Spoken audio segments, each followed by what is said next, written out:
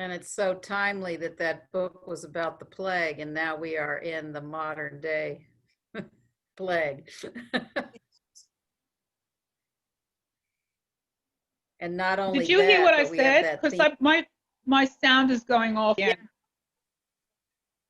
Yeah, you're audible as far as I can tell. No. But we had the fires in Australia early in the year, and right now California's burning down, so, or Northern California. So there's that theme of the fire at the beginning of the year in Australia, the theme that the virus is a fire, and now California's burning. And I guess Colorado might have some too. I'm not sure where they all are in California, but I think Santa Cruz is one of the epicenters.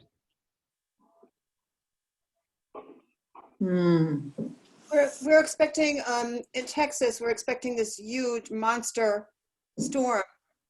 It's coming, Laura. Storm, Louisiana as well. There's going to be. Yes. So, I mean, there's such upheaval and you know, discord, you know, just everywhere, politically, or environmentally, individually. You know, one takeaway from me was the from the book when Teresa was talking about it was the idea. Oh, can you hear me? Yeah. Yes. One takeaway from me was the I remember when Teresa was talking about it, was the idea of catharsis and just like letting go, you know, just releasing tension and the discord that, you know, I feel within myself, and just like getting it out, you know, just releasing it. So I thought maybe that's one approach we could take with the movement today. I mean, there's so many layers, you know, there's political, there's social, psychological, environmental, and I'm just thinking of that right now, just a release, a physical release, you know, just to get this tension out of my body, because I feel it in my head. I feel it in my forehead, actually, and my shoulders. I usually hold tension in my shoulders. And actually, you know, I went through treatment for cancer. I had breast cancer. And so I have scar tissue, and it's very tight in my upper body. And, you know, sort of like the remains of injury, you know, the invasive surgery. So that's where I'm at right now.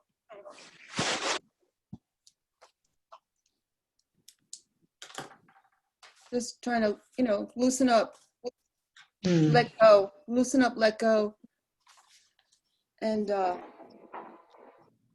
be ready for something else to come. I don't know. Be ready for whatever comes. I agree with you, Eleanor. I feel that way too. And during the week, I was thinking it would be good to do a release, a really good release. I walk every day, but I walk with vigilance every day, and always sidestepping other people. So as good as that is to walk and to release it through the walking, the fear is always there. It's just always there. And yeah, so I go with release. I think that'd be great. What, sorry, Fran, what's vigilance? Vigilance. It's kind of watching out for everything, you know, watching out, taking responsibility for everything. So in case someone's walking towards me without a mask, I will move to the side. I will take responsibility for that, you see. A lot of people here don't do that, especially in the area that I live in. Yeah, Well, So, yeah. So So one- release. Good. Yep. so just in relation to that, one of the things that came up for me from last week that kind of ties into those two things was we worked on intention in the last session, and what is the difference to having an intent and an intention when we move. What I came up with was this difference between tension, intention, and attention. And I think what you just described with walking down the street is kind of this attention and this vigilance that's required. And then I think when we talk about the body, we have tension within the body that needs to be released. And then we have intention, which is something again. So I wonder if we could somehow incorporate that today as well.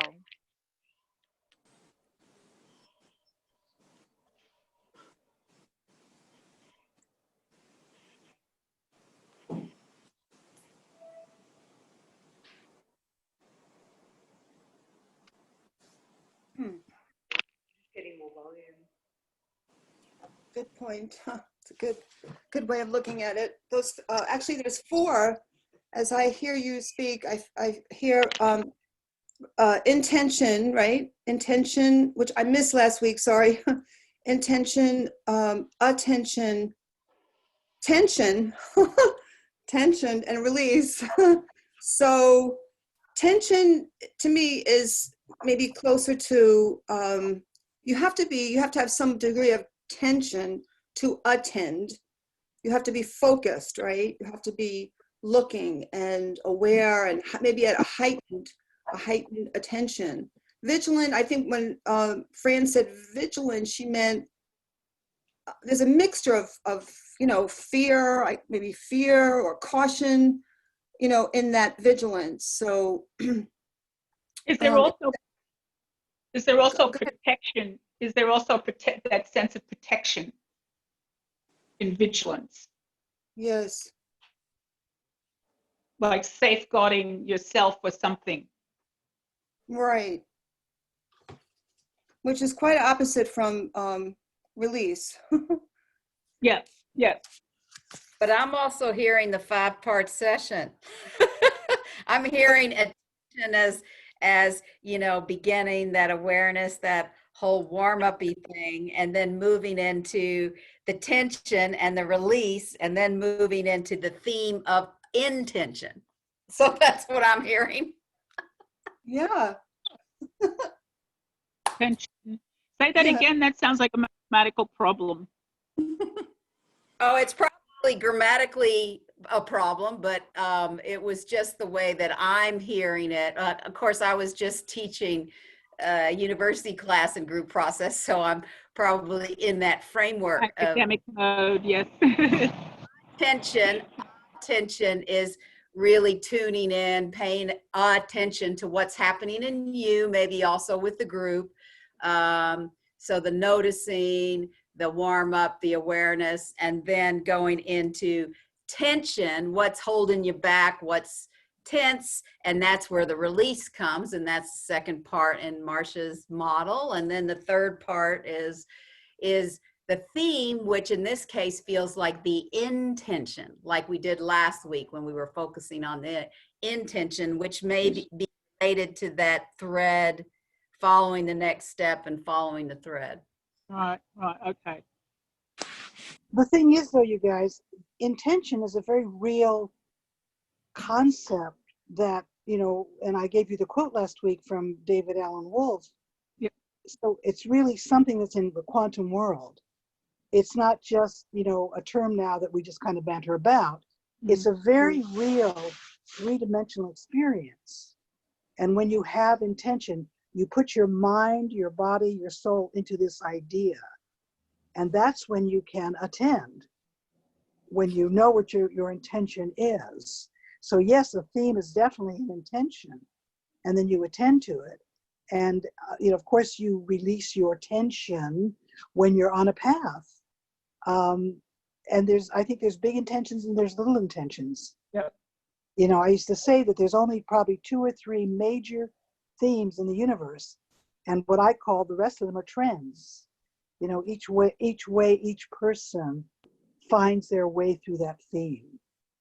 You know, so I maybe think there's probably only maybe 1 or 2 themes. But there's tons and tons and tons of individual ways of expressing, because we're all different.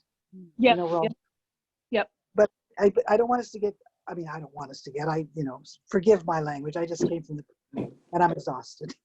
I'm exhausted because we just have a terrible outbreak of COVID and the guys are scared to death, and I'm trying to keep them focused and centered. And, you know, right now I'm exhausted, but the idea that it's just not a word. Intention is very real. At least it's very real for me. And I know that it really works. You know, as they say in 12 steps, it works if you work it.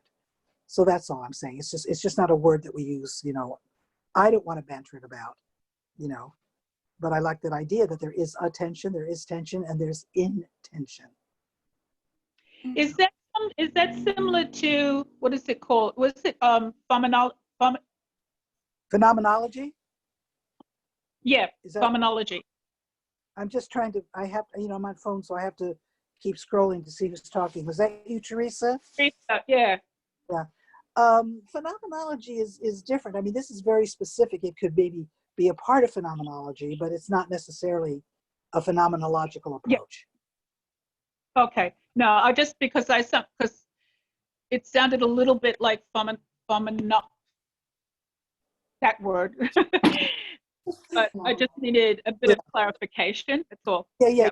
Yep. And Connor, thank you for mentioning my 5-part session. I'm always so thrilled when people actually use it and have embodied it and kind of added things to it, which is, yeah, I love the way you described it. Thank you. All the It time. makes my heart sing.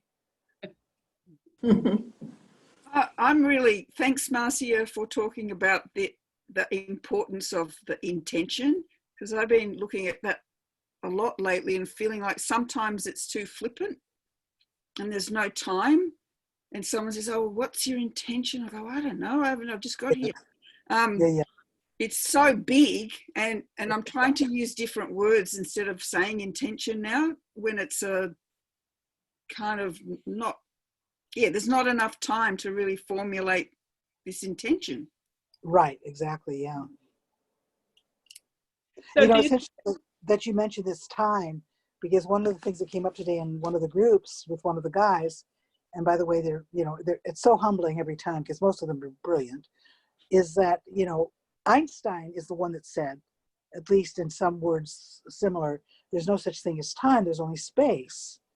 And because we live in this modern Newtonian world, which is time bound, so we integrate that and we get stuck in that, when indeed when we're in a process, there is no time.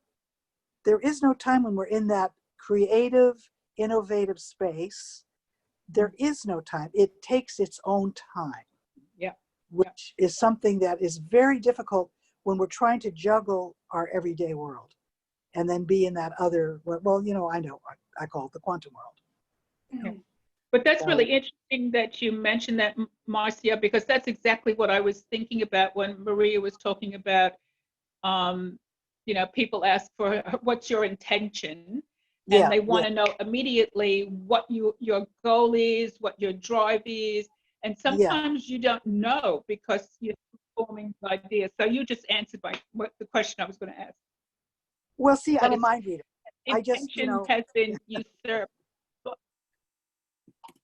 Do you remember Johnny Carson? You guys?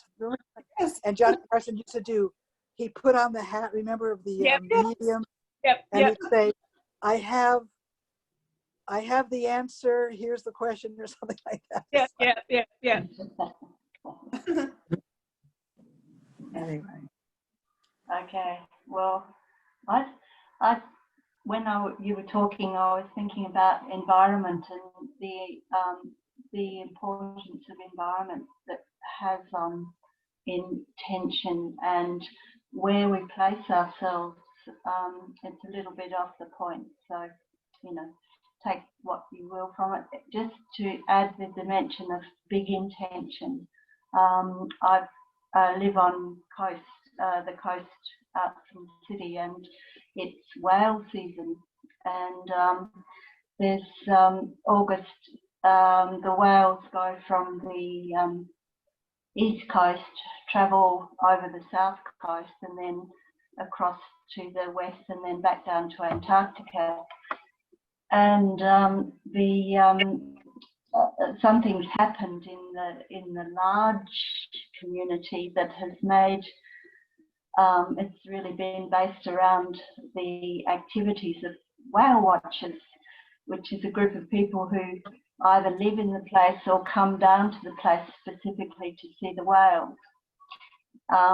And the whale season was started with a mother and calf coming across from the east coast, and they landed in this usual place for August, and they were chased away, and there was community concern that somebody didn't consider the whales before they took the boat out. Anyway, the whales did come back, and the mother and calf came back, and they've been there for the last 6 weeks, and it's been wonderful because it's opened up sort of a sense of experience for people who have been, you know, generally very, very concerned and very restricted and uncertain. Certainly for me, sort of the starting point, I think, from that internal vigilant state is a sense of trust in the world, and that this is one place that I've really been able to have that sense that life is basically okay, that if you can get, you know, have a calf and it's young, a mother, a whale and a calf, then things are fine. You know, there's enough to feel open enough to life in terms of forming some sort of intention to go forward and to be creative and to find that sort of sense of well, my intention was really just to be and be in the world. So sorry, it took a long time to say it. No, I think that's it's quite something. One of the young men in the group yesterday said something which I thought was so extremely profound, and what you're saying really reminds me of it, that, you know, we're visitors to this planet, and we've pretty much messed it up, and we're getting all the ramifications of that. It's almost like the planet, you know, when you get sick, you build an immune system, and you build an immunity towards the thing that made you ill, supposedly.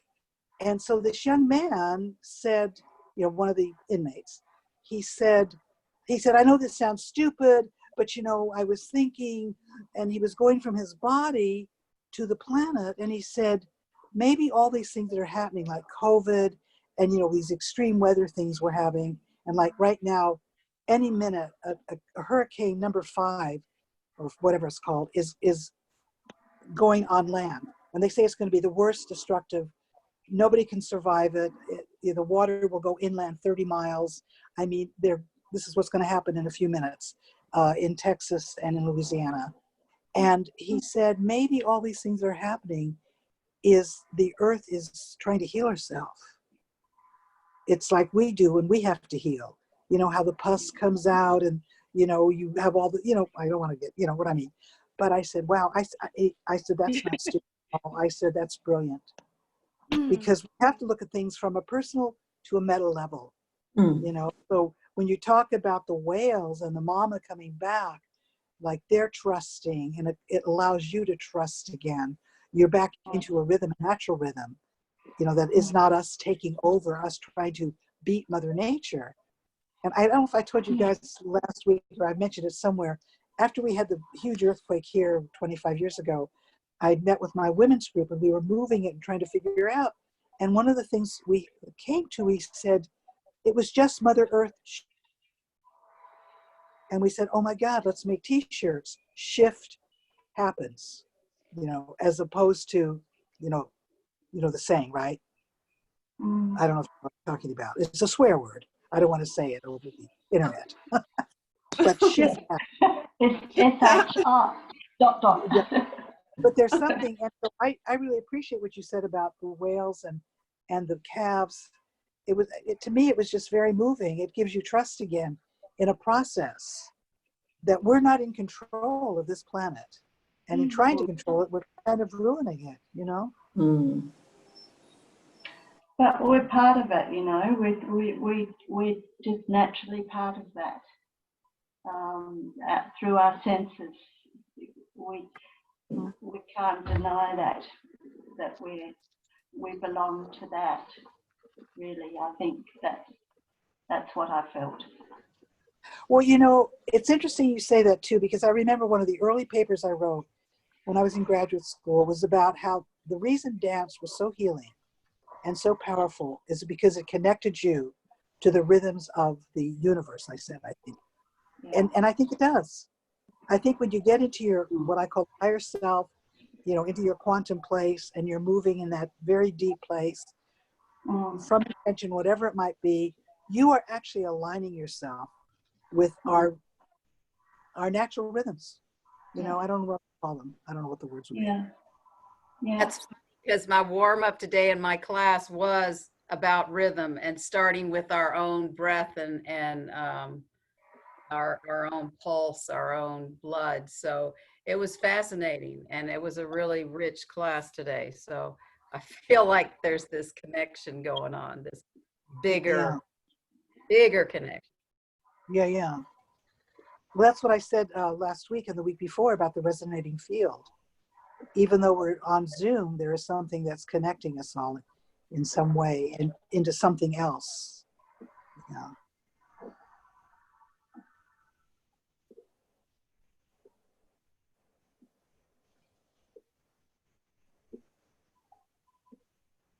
Yeah, I think that's really important because just working with other groups, people, when they can't connect, I try and talk about that with them. So, but I can't connect to this thing and it really helps to go into that resonating field and make them remember that this is just personifying this field we're talking about. We're actually being able to use it.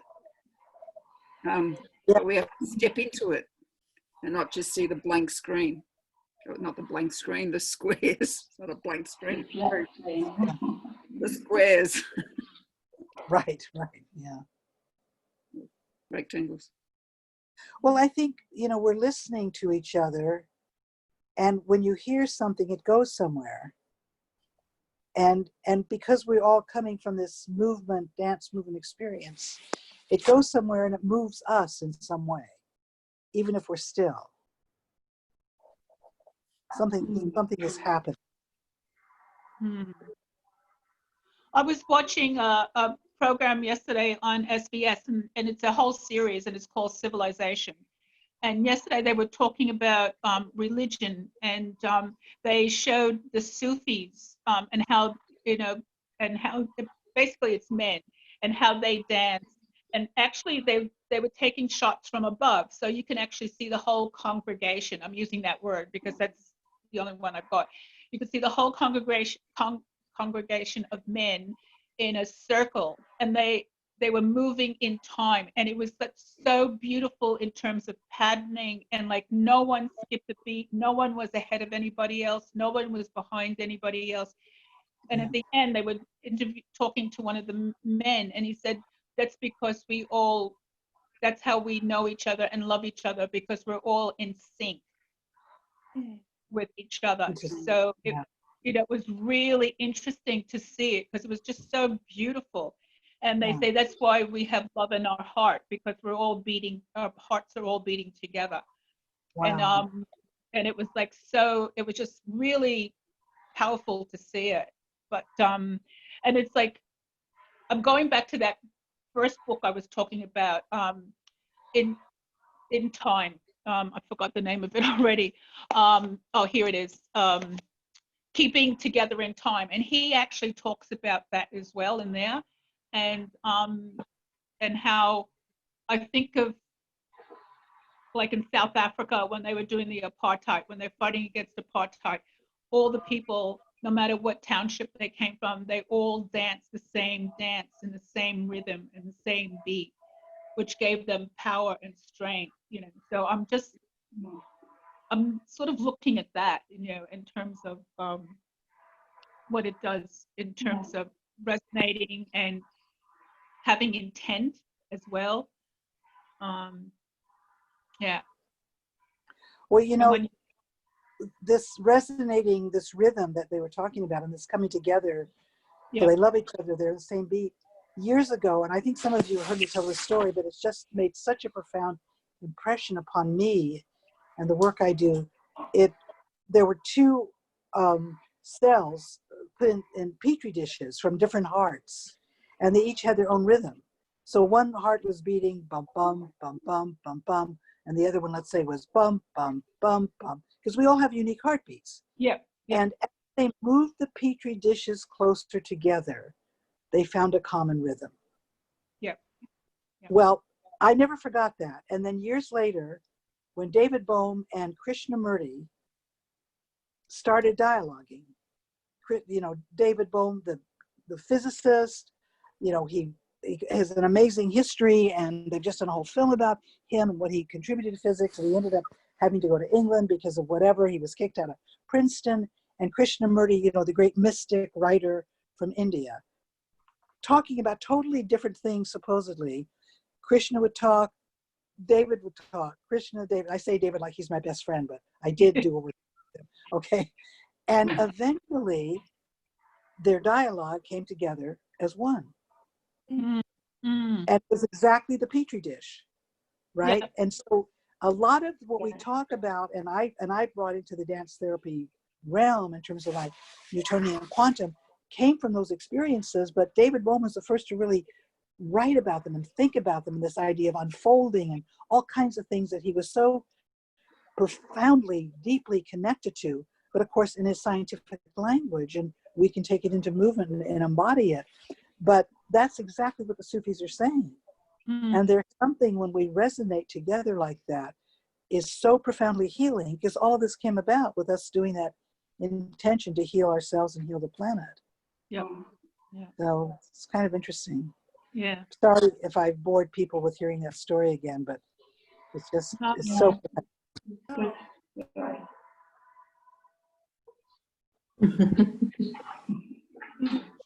Yes, it's on YouTube, the conversation. Oh, we So did. what's that? I just What is that? I just found it. The conversation, yeah, I've listened to that conversation on YouTube. I've just put the link in the thing. Yeah. Again? Can you do it again? Oh, it's there in the chat. Oh, Okay. Between Krishnamurti and David Bohm? Yep. Yep, you just have to type in Krishnamurti and Bohm, and it's a long conversation. Yeah. Well, it went on. I mean, it went on for years, I think. But what they did is they came to California, and there's a town in California, like about an hour and a half north of where I live, called Ojai. It's a very spiritual place, and people go to there. A lot of very spiritual people have been there or go there to retire to be in a spiritual atmosphere. It's near Santa Barbara, and they decided to do this dialogue to show us how to do it in this very spiritual place in this oak grove. And it was very powerful. Yeah. Yeah. It's nice that it's on YouTube. It's good. Yeah. I find that's what sustains me at the moment, is going on YouTube and listening to these philosophical conversations. They're just, you know, beyond space and time, and it really nourishes me and integrates me. And then I think, well, that's good. I'm feeling better now. And it's amazing. It's just, it's a bit like sitting and listening to music that you adore, you know, Right. Yeah. same sort of thing. but it just reinforces how movement is the essence of everything. I mean, the planets move, the star, you know, Yeah. everything moves, and it has to move. Otherwise, it sort of stagnant. It doesn't change, you know. So, I mean, I do the same thing. I listen to all these science programs and I'm just saying, oh, that's dance. What are you talking? Oh, that's dance, you know. So, yeah, I find it really fascinating, absolutely fascinating. Yeah. I like listening like- to Rupert But you know, Fran, Yeah. as a scientist. I was thinking, Fran, you know, when you say it really nourishes you. And again, you know, I've just come back from the prison and, you know, what I was doing today, but trying to help the guys get through this fear. I mean, there's, you know, locked up in these cells and COVID is starting to spread in our little area. Probably 7 or 8 people have already. We only have 100 people there. So we're terrified. Everyone's scared. And, but I work all the time. I tell them when they come through the door, and I point this big, heavy door into the room where they're shackled to these seats, they have to come from their higher selves. And nobody in the years I've been there has ever said, what's the higher self? So when we talk about getting nourished, I think that anything that nourishes us, like listening to those things and you expand your awareness, you expand your thinking, that's going into your higher self. That's going into your potential that takes you into outer space. You know, and I think that's what gives hope. Absolutely. Yep. I mean, I sometimes, like when I watch these science shows and they show the galaxies and things, so many times I look at them and some of them look like the eye with the people in it. And then also there's one that reminds me of, like when they talk about new stars, I said that looks like a moon and like a new birth is happening, which is a star. So I'm always putting, scientists always use the scientific, and I'm trying to put the human aspect of it. And I'm thinking, well, the universe is like about rebirth, and like we just haven't found a planet that's close enough to us, you know. So it's just I just find it really, like, again, refreshing and going, oh, okay. And then you realize that I'm not the only one thinking that way. Sometimes you have to really search to find people who think that way. Not in this group. This group is different.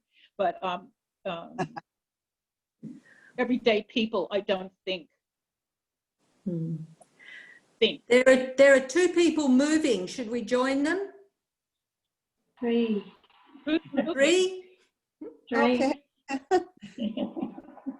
Sounds like a good idea. Yes. Oh, might add up. Yeah, there's lots more.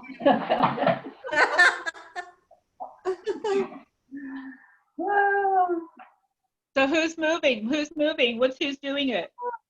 I'm off the chair. Connor is moving and Grace.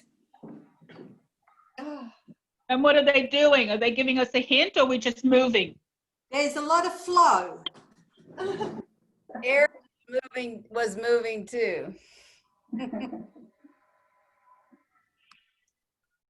Oh. The way I'm moving to, is that what it is? Is that the theme, or we're just moving? I started moving through to the conversation, I guess. Oh, that'd be really interesting, moving and talking with the conversation. I was just listening, but with my body, with my movements. Moving with the body and talking with the mouth, and the brain is working while you move back. maybe it's just letting it all move through your body any way it wants to. Well, we talked about release.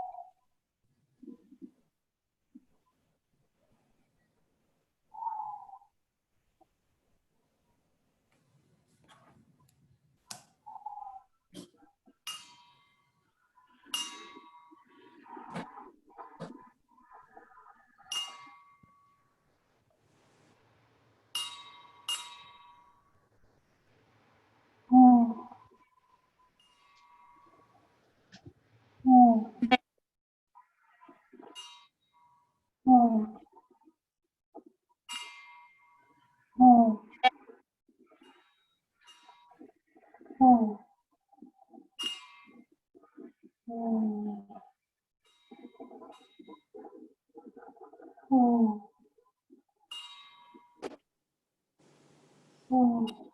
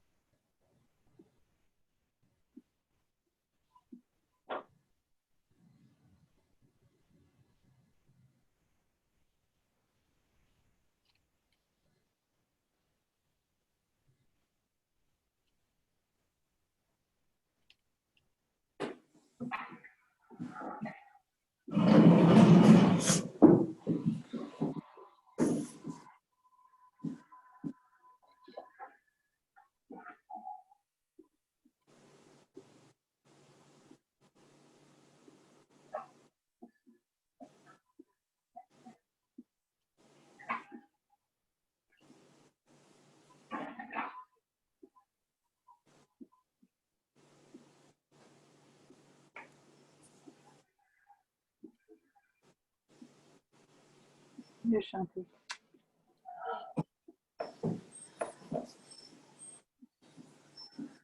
Come here, honey.